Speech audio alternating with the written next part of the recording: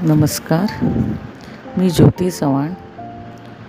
श्रीमती पूनम राणे लिखित दिव्यवाणीचा साक्षात्कार ही गोष्ट आपल्यासमोर सादर करीत आहे.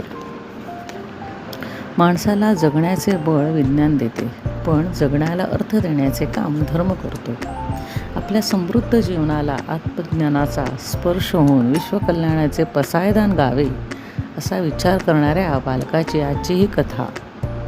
बाळा, तुला मोठेपणी कोण व्हावेसे वाटते? इतक्यात त्याच्या समोरून एक रथ निघून गेला. मुलाने रथाकडे बोट दाखवत चटकन उत्तर दिले, मला रथातील सारथ्यासारखं सारथी व्हावंसं वाटतंय. घरी आल्यावर भिंतीवरील कृष्ण अर्जुन रथात बसल्याचे चित्र दाखवत आई म्हणाली, बाळा, तुला सारथी व्हावंसं वाटतंय?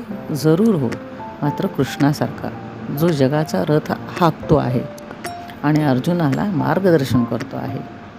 हे बालक म्हणजे दिव्यवाणीचा साक्षात्कार झालेला, विश्वात वंदनीय असणारे, असामान्य प्रतिभा लाभलेले, आपल्या ओजस्वी वाणीने शिकागोची परिषद गाजवणारे कर्मयोगी स्वामी विवेकानंद.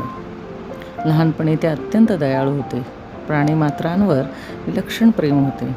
डबक्यात पडलेल्या छोट्या कुत्र्याच्या पिलाला त्याने जीवदान दिले होते.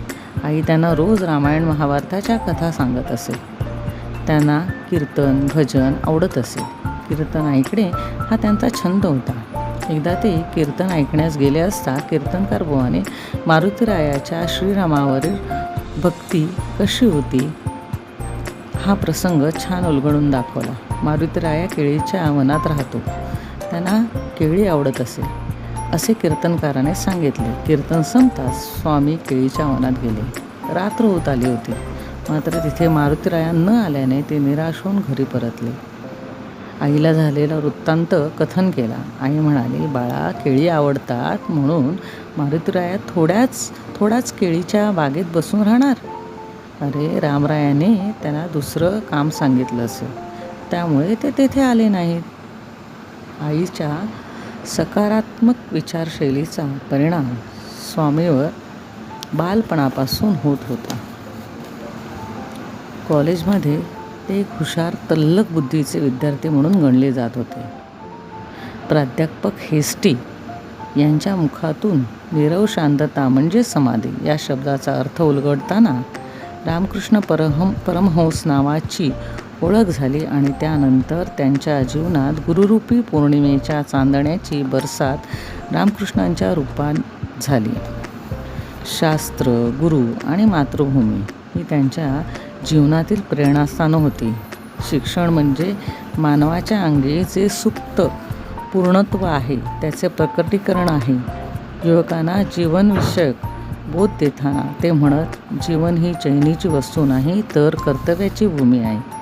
नियमितपणा, निश्चय आणि आत्मबळ ही यशाची जननी आहे. स्वतःचा विकास करा, कारण गती आणि वाढ जिवंतपणाचे लक्षण आहे. श्रीमंती वाऱ्यावर उडून जाते, मात्र चारित्र्य कायम टिकते. बुद्धिवादाचा ध्वज तरुणाने अवश्य हाती घ्यावा, मात्र त्याच्या निशाणाची काठी त्याग असावा. आणि हे जग सोडून जाण्यापूर्वी आपल्या स्वतःच्या ओळखीची खूण मागे ठेवून जा. विद्यार्थी मित्रांनो, साधेपणाने जगणाऱ्या, विनयाने वागणाऱ्या विवेकानंदांची आजच्या आधुनिक युगात गरज आहे. त्याचे व्यक्तित्व हे एका लेखात सामावणारे नाही. तो एक अथांग सागर आहे.